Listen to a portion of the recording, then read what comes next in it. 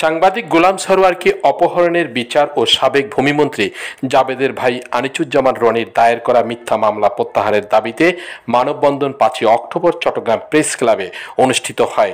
মানববন্ধনে গোলাম সরোয়ারের পরিবার ও বিভিন্ন ইলেকট্রনিক ও প্রিন্ট মিডিয়ার সাংবাদিকবৃন্দ উপস্থিত ছিলেন। সাংবাদিক গোলাম সরোয়ার সুষ্ঠু বিচারের দাবি জানিয়ে বলেন, আমাকে অপহরণ করে নির্মমভাবে নির্যাতন করা হয়েছিল, এমনকি মিথ্যা মামলা দিয়ে হয়রানি করা হয়েছে। আমি মিথ্যা মামলা থেকে মুক্তি চাই। আমাদের মামলার উল্টো বিচার চাইতে গেলে আমাদের মামলা দেওয়া হয় এবং সে মামলার প্রেক্ষিতগুলো এখনও চলমান। আমার মামলার কোনো অগ্রগতি নেই। তাদের মামলা উল্টো আমাকে আদালতে দাওয়াতে করতে হচ্ছে অবিলম্বে।